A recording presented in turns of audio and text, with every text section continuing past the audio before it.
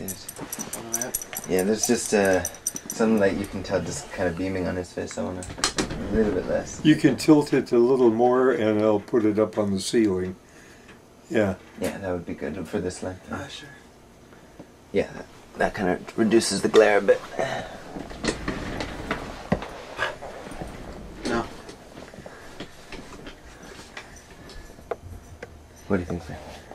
Oh, I think it looks great. I'm going to try and move it back a little bit.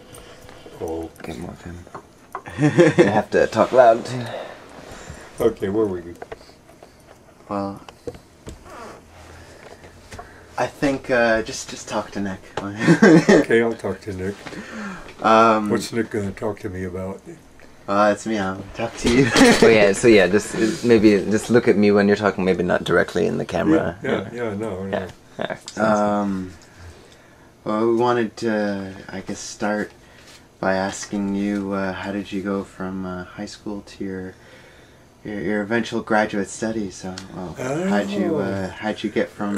Well, where were you in high school? Yeah, that's interesting. Well, I went to the University High School, which was one of these experimental Dewey schools, and it was kind of an interesting place because they had all kinds of special topics that weren't offered in the regular high schools. And I knew I was going to go into military service, and let's see, I decided I'd probably be better off if I had a little bit of college education, so I beat on my teachers and said, I want to graduate early, and they said, you're not ready for it yet, you're not ready to go to college. But we had what was called the A to Z school, which is a private school that usually took people who had trouble, but they would accelerate you if you asked for it. So I threatened to go to that, and they weren't going to have that, so they let me accelerate.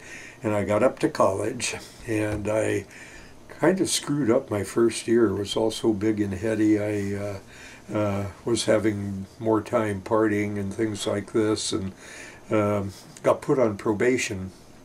And then on my 18th birthday, I enlisted in the Navy.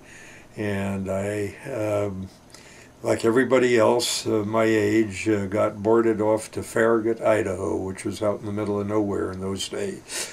And boot camp was run by a bunch of police ex-sergeants who trained recruits, real brutal characters.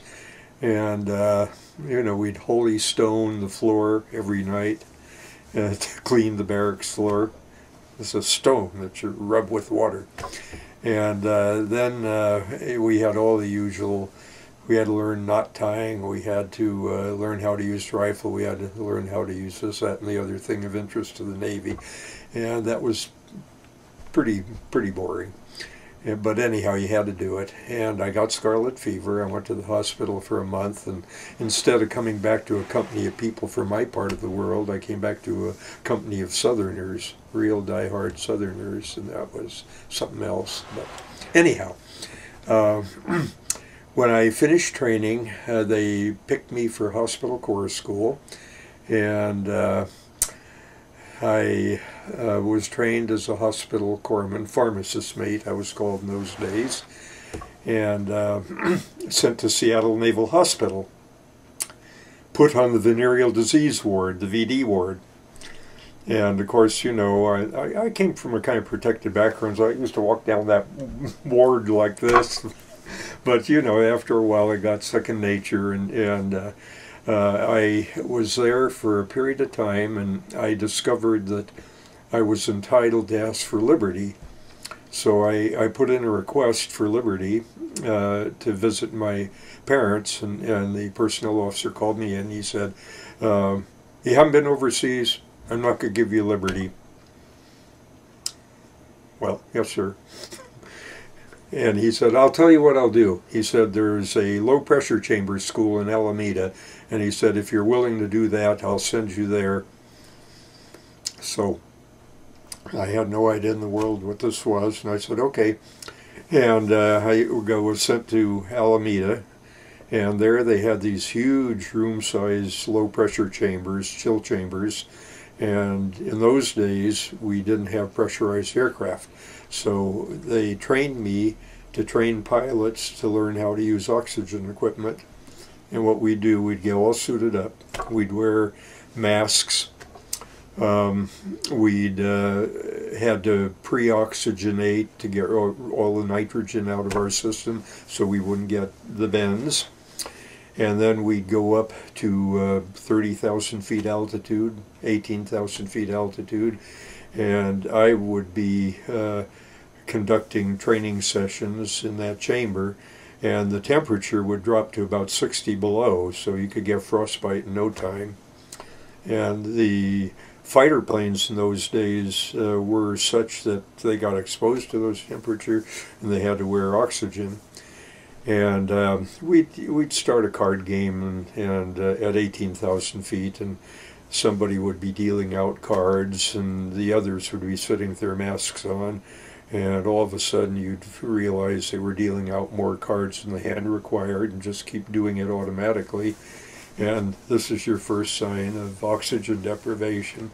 So it kind of made an impression on me. And later I got sent to Pensacola, Florida, deep south, and that's another interesting story.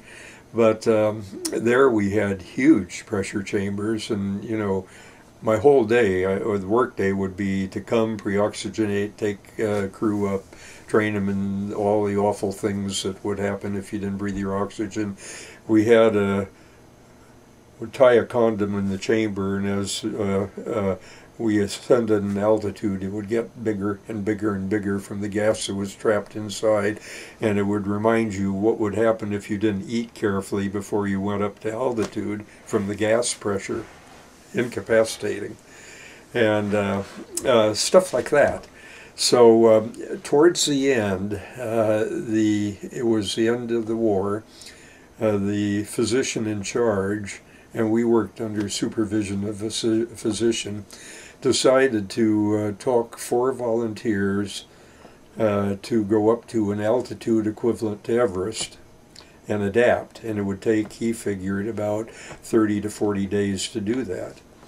And so we're in this big chamber, and I would go in and out through an airlock with my mask on to take things to these 4 guys who had volunteered. They were officers.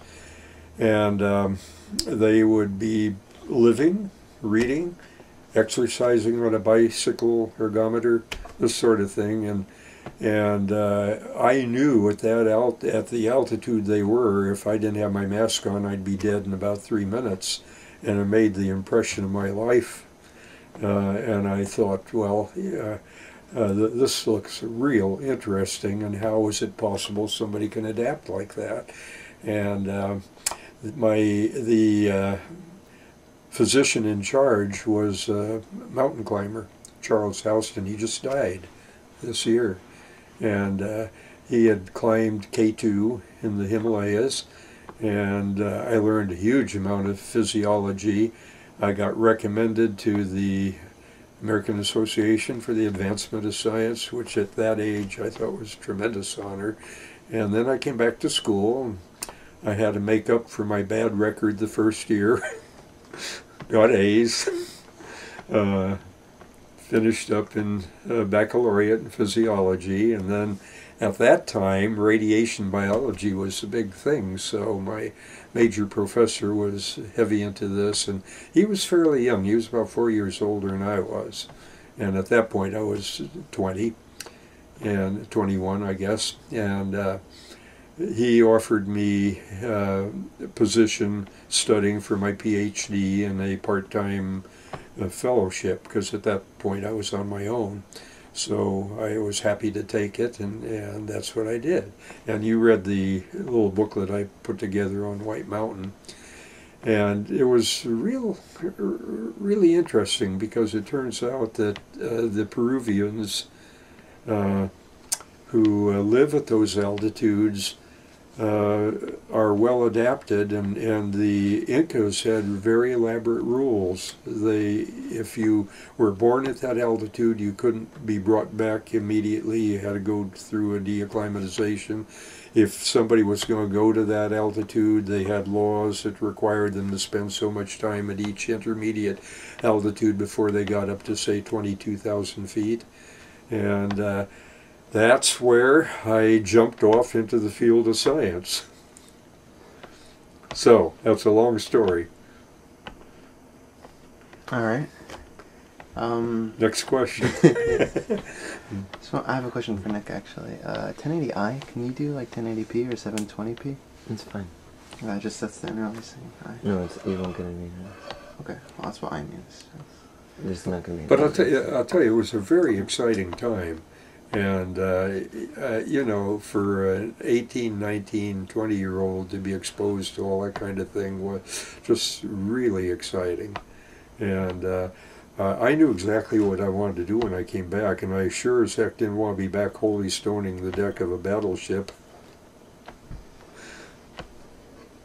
which would have been the alternative. Well, that sort of answers our next question, was what guided your graduate studies, because you said you were on your Well, own. when I came back initially, they offered tuition payment if you completed a baccalaureate degree, so that part was paid for, and I was living at home and managing.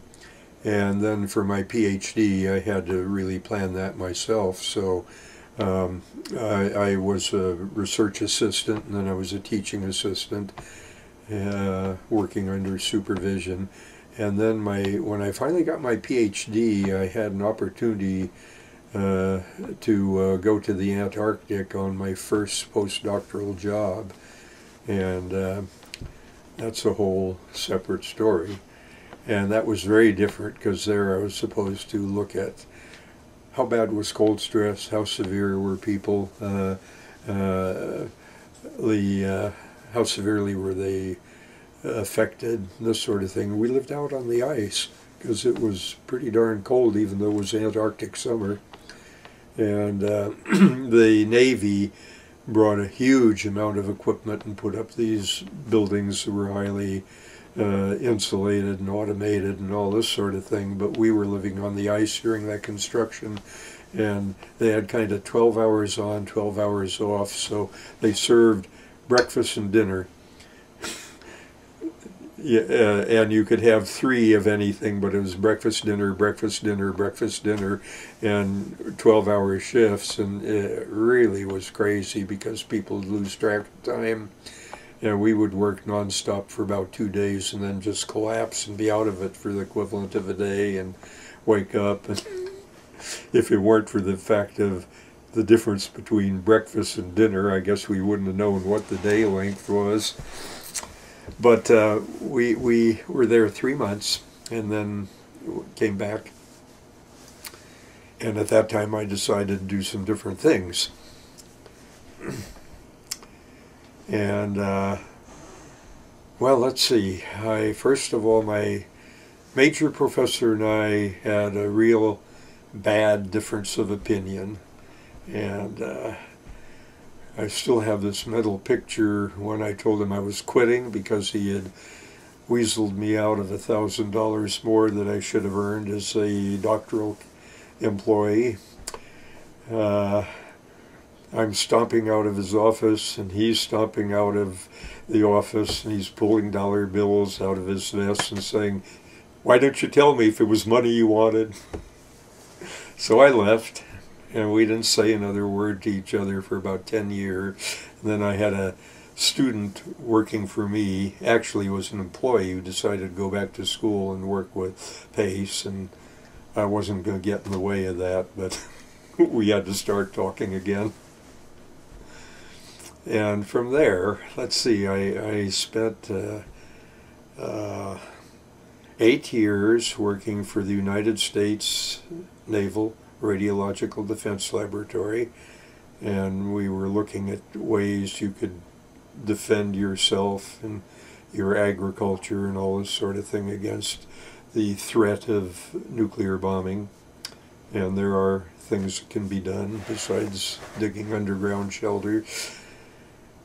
And I finally got kind of tired of thinking about the Megadeth stuff, and I decided to leave, and I had the opportunity to come up here to the National Laboratory, and that was a real change. I was looking at going back to teaching, which I had done, and then the National Laboratory was expanding in environmental sciences and had a huge capability there, and I was brought in as the senior manager for research in environmental sciences, which I did for 18 years.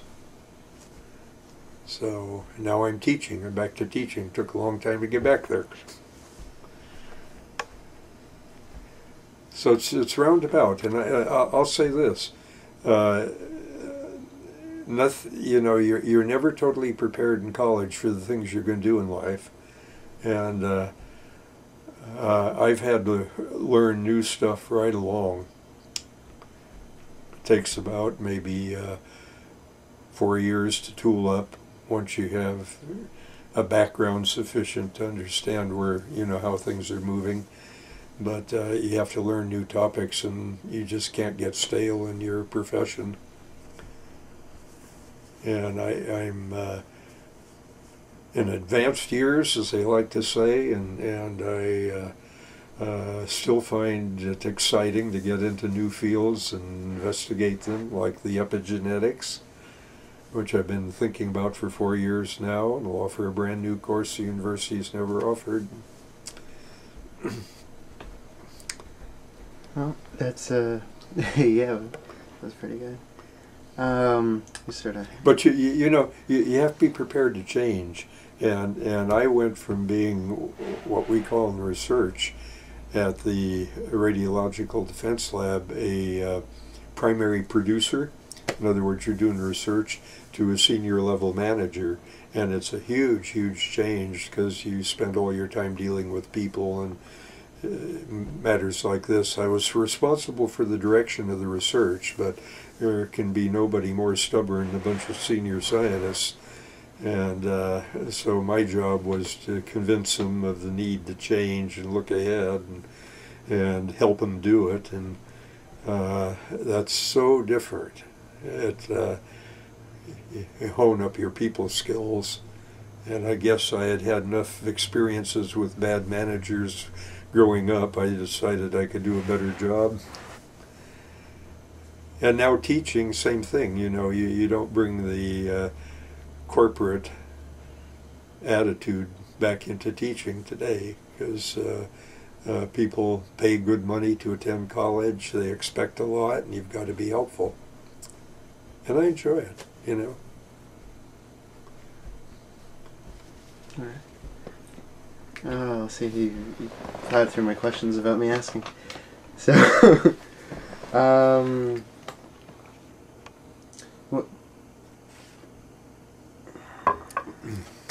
I'll skip ahead. You've been thinking about the alternative. Here, actually, a little further behind the camera. You've been thinking about the alternative forms of energy for a while. You know, especially with your own house. Well, that's a lot of what we did at Battelle, at the National Laboratory. What got you thinking about alternative energy so early on? Well, now, 35 years ago, it was obvious we were going to use up our oil. It was equally obvious that we had a huge dependence on it. And the old Atomic Energy Commission had predicated everything on building more nuclear reactors to generate electric power.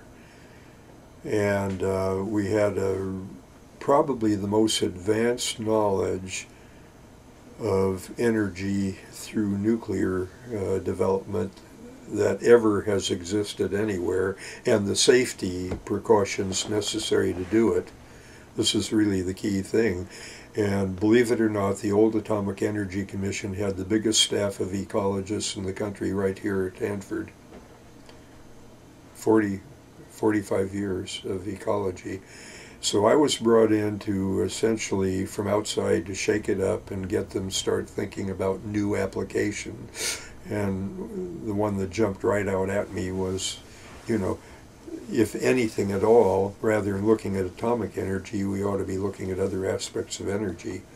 And I guess about 3 years into this, the fact that it was pretty hard to get the real high energy from anything besides coal or petroleum or nuclear, you might look at alternative energy, and there were a lot of crazy ideas back then.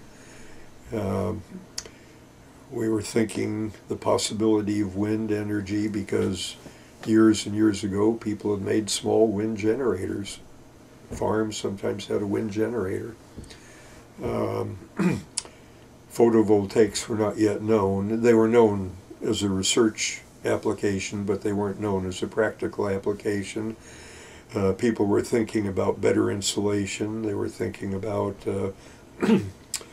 better machinery that was less wasteful of energy. So it dates back quite a ways, and all the recent interest is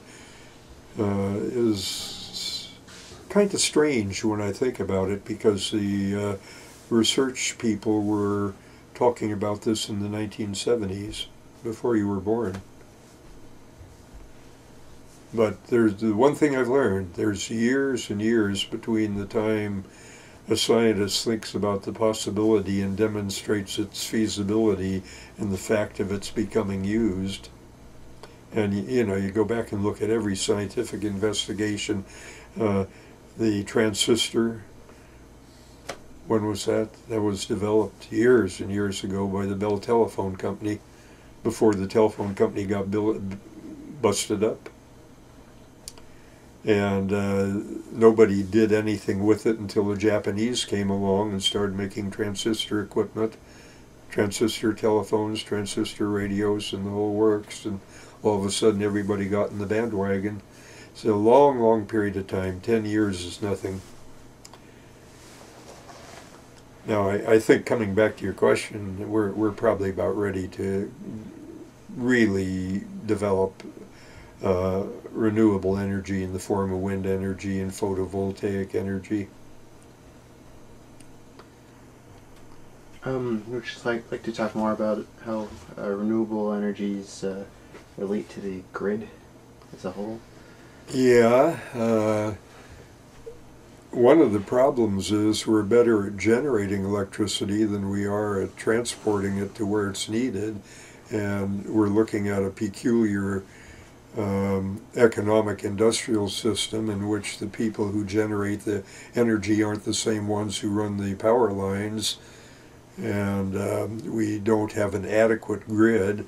And I think about Minnesota, where they built 3,000 megawatts of wind energy generation, but they could only ship out about half that because the grid couldn't take the extra power. So what do? And you know, it's partly how the economic system works, and it's partly who owns what and what the incentives are for getting things organized better. And I'm hoping that the new administration, for example, will actually put money into the improvement of the electric grid, because that's going to make possible far greater use of wind energy and other alternative energies. Okay.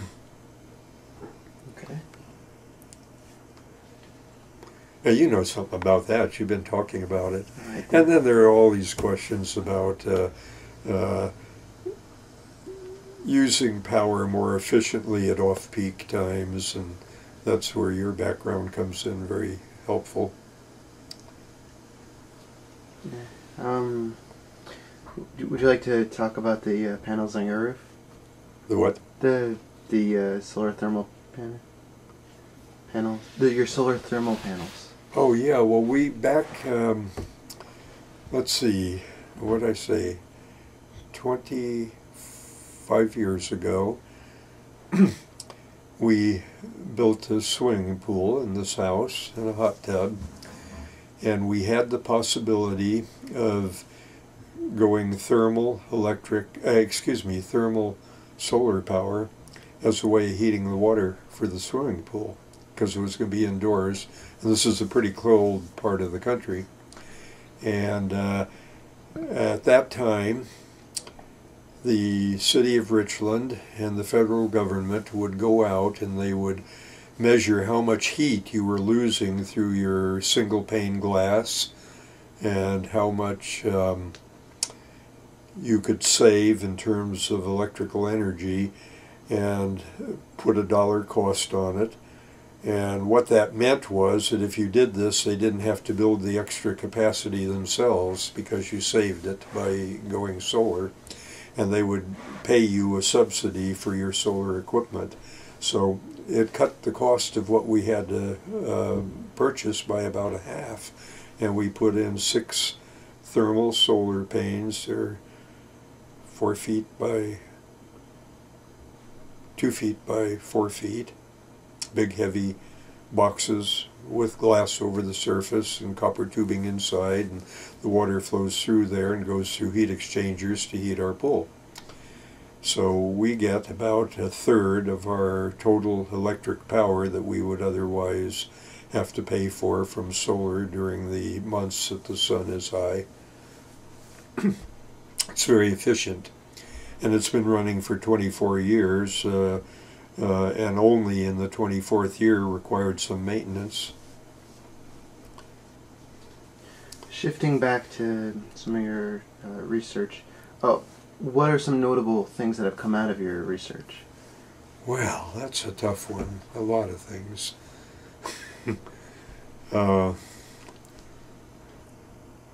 I published original papers on high altitude acclimatization and what the sequence was. That was my thesis. You do adapt. You have built up myoglobin, which is another form of oxygen storing pigment, a little bit different from hemoglobin. And it takes a period of time to do that, and it's improved by exercise at the same time. You can do it by exercise and exposure to altitude, so the mountain climber has an easier time of it than somebody just flying to that altitude or driving there. I came to the conclusion that radiation processes would repair damage from radiation that go on in your body as long as the doses are spread out at a fairly low level. There's also some danger there, but it's not true that if you get a jolt of radiation that it's going to kill you. You know, if they're small amounts, and this is the basis of cancer therapy. They give small doses periodically for it to burn out the cancerous tissue, and people recover from it. Now it's not recommended for other than therapeutic purposes where the risk of dying is really high, but the fact that you have a recovery process is important. That was I contributed a part of the work on that.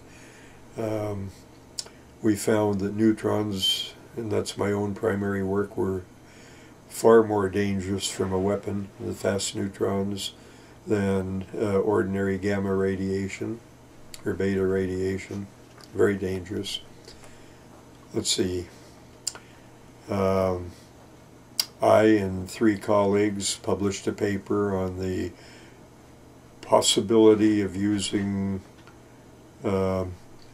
pure ethanol to power motor vehicles, and it turned out it's the worst idea you could come up with because of the footprint on the land for growing the biomass that you'll convert to alcohol, whether it's grasses or corn or sugar cane. Brazilians can do it because they have a relatively small fleet of autos, and they're wasting a lot of land. We couldn't possibly do it. We'd have to convert all our pasture land, all our farmland. So that's not going to solve a problem, a big problem. It may solve a very small problem, but not a big problem because of the land requirement, and you can calculate that it'd take about 2 acres per year to drive a small car 22,000 miles, say at 20 miles to the gallon. Okay, 2 acres per car, and how many cars do we have in the United States? 100 some odd million. Not gonna work. So that's probably, that was an important study. We published it in 2005 and attracted all kinds of attention, and the industry thought I was completely wrong, and now everybody has pretty much given up the idea of powering the fleet on pure ethanol, ethyl alcohol. And let's see, I guess there are no research papers yet, but I'm probably the first at our university to really pull together the immense amount of work that's been done in recent years on epigenetics, which is an area that tells us how the environment modifies the expression of your genetic makeup. It can be profound, and it can affect your progeny, your kids. So that I think is new contribution, and it's at the teaching level, and I expect probably after I'm dead and gone that there will be a lot of students doing thesis work on different aspects of epigenetics and applying it to disease, and that may be 10 years before it becomes practical, judging from how research usually goes. Maybe faster. Other people are thinking about it, but it's not an area that's, to my knowledge, being taught in college at the graduate level or the senior level. It should be. And you guys heard the seminar. Yeah. Switching gears, I guess, back to energy. You have mentioned that for the longest time we were improperly dealing with our nuclear waste, and how that there are ways to deal with it now, and I was wondering if you could... Yeah, I don't know if improperly is exactly the word. We haven't been facing up to the problem of dealing with it, and unlike something like coal where you have tons of ash residue and tars that are very dangerous, with nuclear you have much smaller quantities, but it is very dangerous. And historically, what happened here was not related to nuclear energy. It was related to nuclear bombs and how you clean up the residues that are left from making plutonium in huge quantities for weaponry. So that's a special problem. But the nuclear power reactors that were built are now approaching 40 years. Some of the plants have been shut down, some have been replaced, but it's better than 40-year-old technology. And what they do, the plutonium they use in those reactors gets poisoned, so it doesn't provide adequate heat, and it has to be taken out and cleaned up, reprocessed. And it's at that point potentially dangerous to handle and potentially liable to clandestine stealing or something like that. So it has to be very carefully monitored. Rather than dealing with this, what the utility companies have been forced to do is to take the plutonium rods out of the reactor and store them in what are called pools, deep pools. The water shields people above from the radiation, and they're just kept on the site. And so we've accumulated a bunch of fuel rods that are poisoned and aren't useful, that need to be reprocessed all over the country, where we have these I think 180 or 90 nuclear reactors still that generate electric power. Now, we really should have been reprocessing all along to avoid the pileup of all this residue.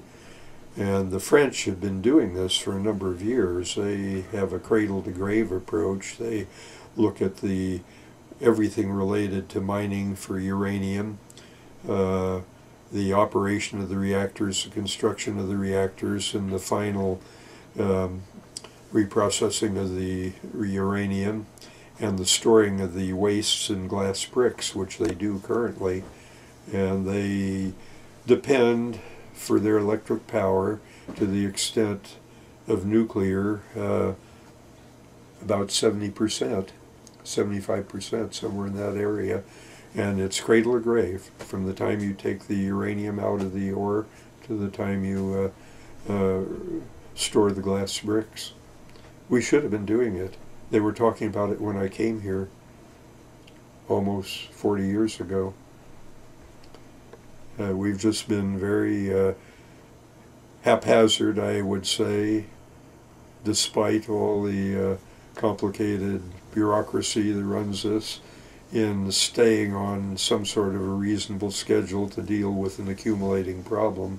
And we're not talking about the weapons situation, where it gets confused with the nuclear electric power generation issue, which should have been handled separately. And the other thing I'll say about the French is they can do this very cost effectively. They can sell their electricity for about 5 cents a kilowatt hour,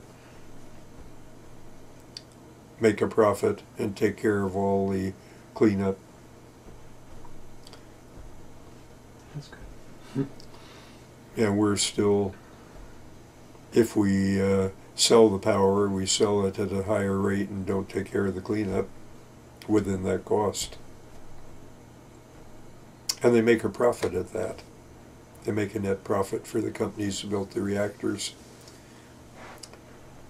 So I think, to finish off your question, if you look at nuclear, it does not generate any carbon dioxide as burning of all kinds of fossil fuel does.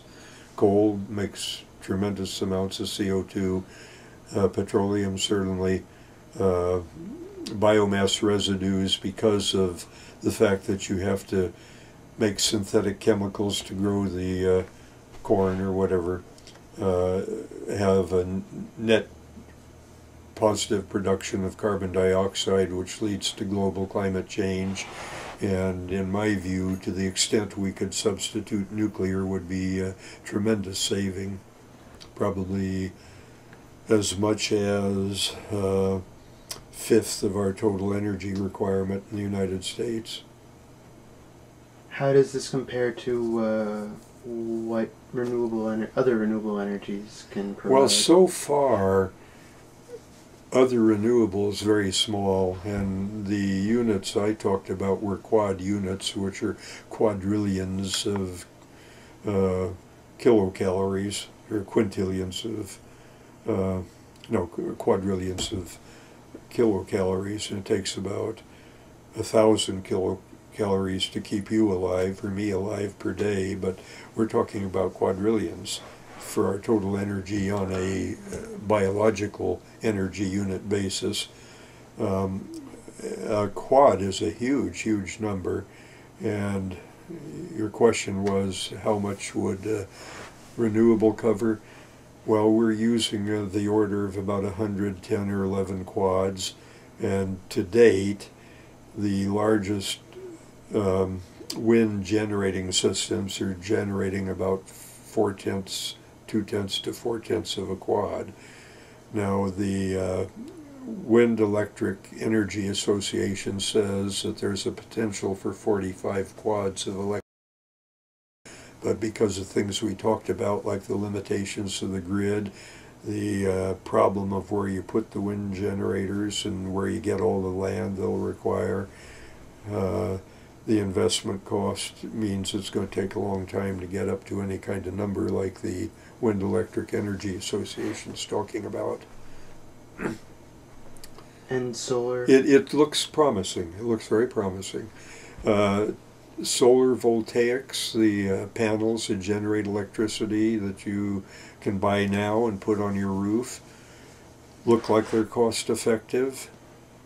In other words, they last long enough and you get enough power from them that they're practical. in terms of the return on your investment. And the cost is a little high. It's pricey for a home, but it's something that's doable. And they look very promising too, and they work somewhat better in terms of low light intensity than the thermal panels work. And let's see, I suppose we'll probably do some other things like biomass conversion, but it's not a good solution. It's a limited solution. And as I showed you, every time you convert energy from one form to another, you have significant waste losses.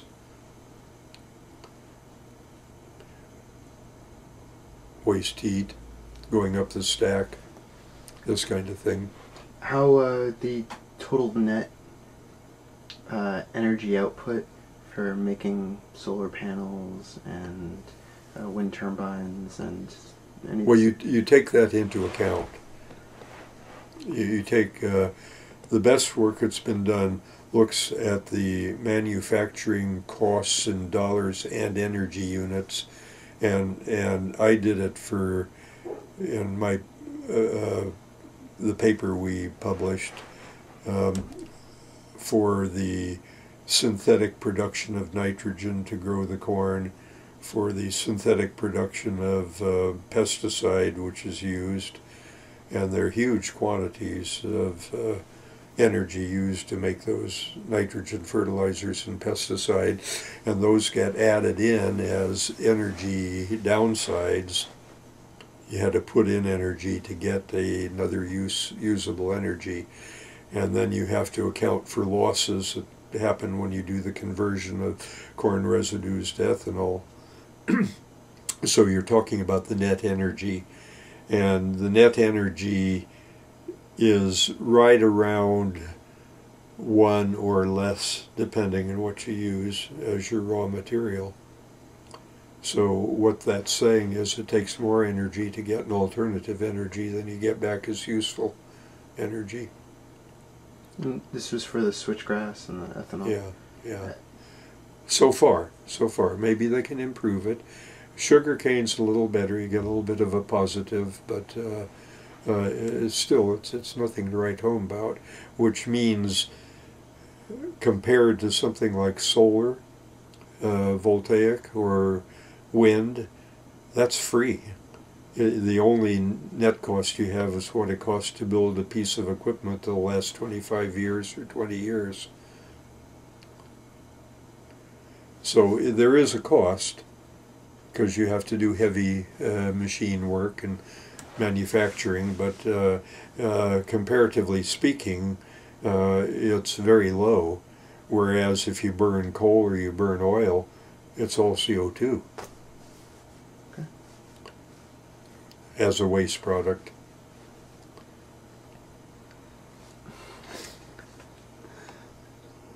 Let's see where to go from here.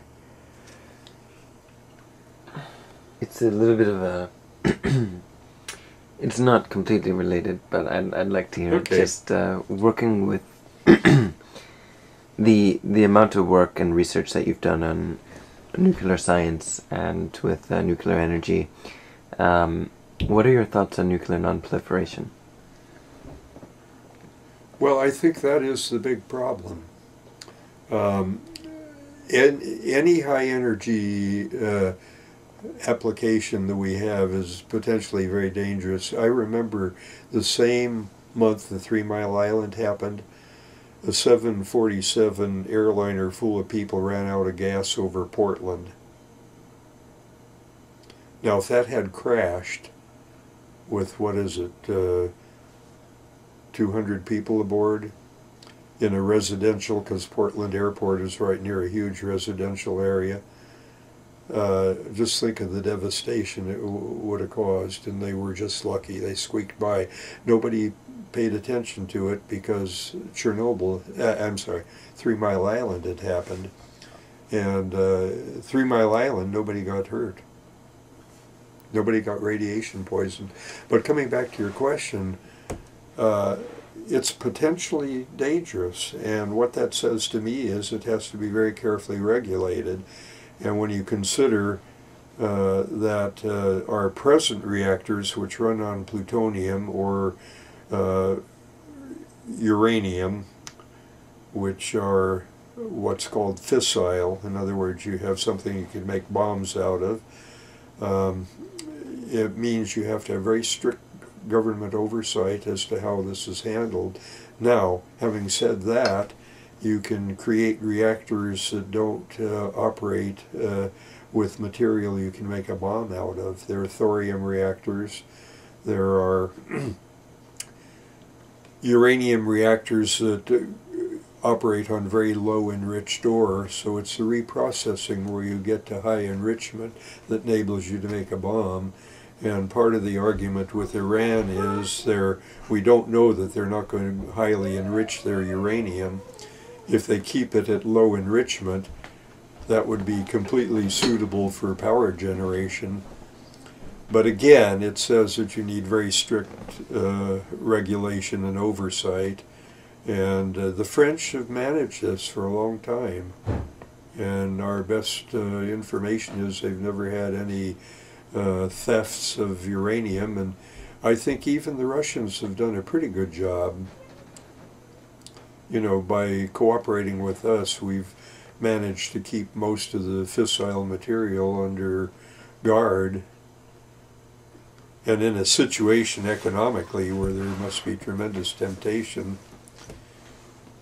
Now that's not the case from what I understand in North Korea, and it may not necessarily be the case for Iran, but these are serious issues, and we do have to, in my mind, implement meaningfully the work of the International Atomic Energy Agency, which is our international regulatory body, which most countries that have reactors have signed on to.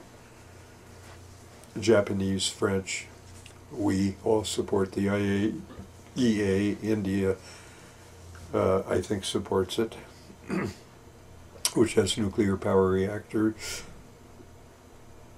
China supports it. And we have a couple of holdout countries that are very troublesome, but they're very experienced pros. They can send their investigators in and monitor, you know, how the enrichment process is going, where the storage forms are, and even though there's always the possibility of something happening clandestinely. It's worked pretty well, and I think given the fact that so many people know how to implement nuclear technology, we have no choice but to strengthen those institutions. And it's, you know, people are going to use the technology, just no question there. French aren't alone. Chinese are building power reactors. Japanese, the East Indians, Europe. Okay. I think there's two more questions. One, just kind of in a nutshell, because I think for us especially, we, you know, if we're talking about our ideal solutions for, you know, energy usage to combat global climate change, we think, you know, what would Grandpa say? You know, what's your take on it? So if you could think of kind of the energy combination that we can use ideally to combat global climate change, what is your ideal scenario for us, for the United States? Well, I'm not sure there's an ideal situation. We've created a civilization that uses monstrous amounts of energy, and everything we do relies on it. We grow crops in inappropriate places. We live in very difficult climates and things like that. So really the issues involve conserving as much as possible, reducing to the extent practicable any excesses. You know, do we have to take a gallon of gasoline to purchase a loaf of bread. Where I live, you have to. You go 20 miles up to, 10 miles up to Columbia Center and 10 miles back. That's a gallon of gasoline to buy a $1.90 loaf of bread. It doesn't make sense. So, but we've created cities that make it very difficult for people to do otherwise. So clearly, how we live, where we live, how we deliver services, these are all things that can be drastically improved. The use of energy in a home, how the home is insulated, triple glass panes where you have windows.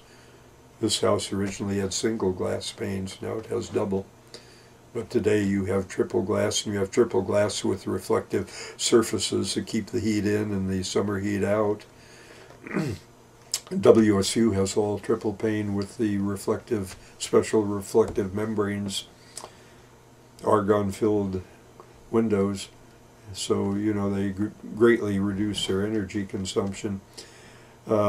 We should be using to the maximum extent possible the solar techniques. I think these are very promising.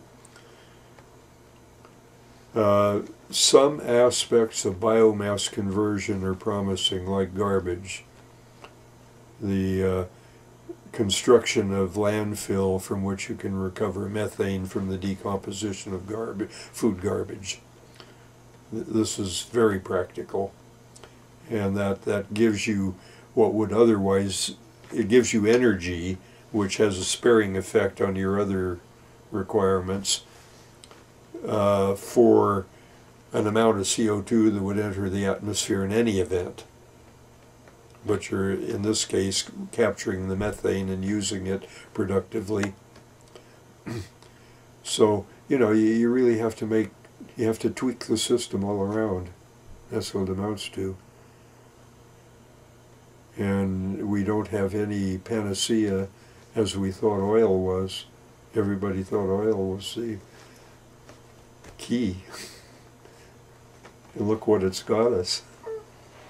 Huge outflows of money to the Middle East, huge CO2 accumulation in the atmosphere. And I'm completely with Vice President Gore. You know, I think he's entirely right in how dangerous the global climate change is. We're having an effect on the Earth that hasn't been seen in 100,000 years in terms of CO2 increase, an absolute amount. And compared to a human lifetime, you know, that doesn't look too good. And I'd say, from everything I know scientifically, it's real. Not just scare tactic, it's real. One of the major anti-compliant... I was going to switch the tapes. My first Daughter. Our mother, yes. I'm very proud of both of them. Just joking. No, I'm very proud of them. Yeah. My first daughter that you asked about raised two fine young men, and I'm just extremely impressed. And I think you guys are going to make your way in the world very successfully. That's something she can be proud of. And she's certainly developing a profession that is a healing profession that I think is significant. And even though I'm trained very differently, I can see that there's some aspects of alternative medicine that are most useful to people. In fact, I even use one or two of them myself, like echinacea and golden seal.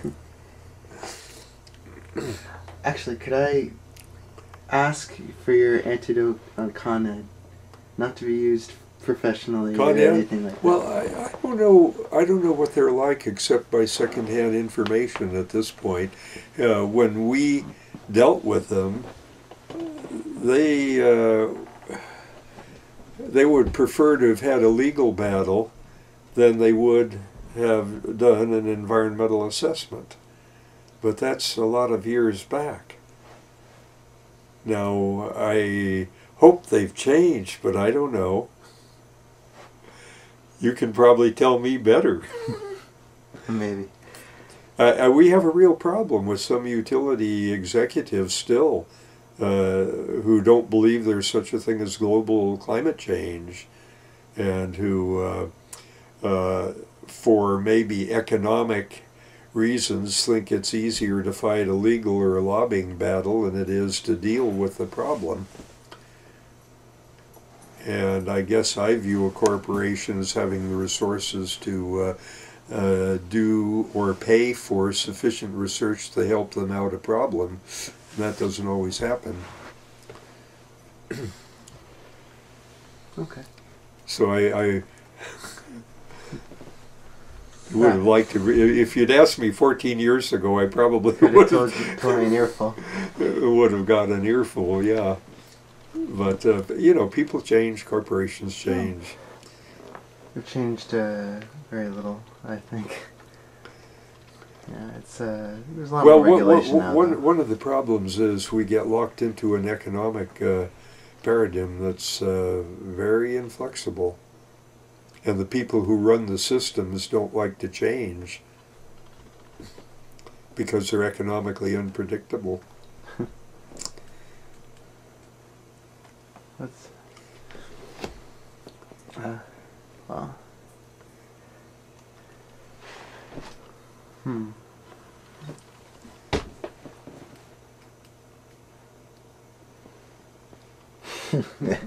Yeah, I always like these photos where you can see the camera and also the subject behind the camera.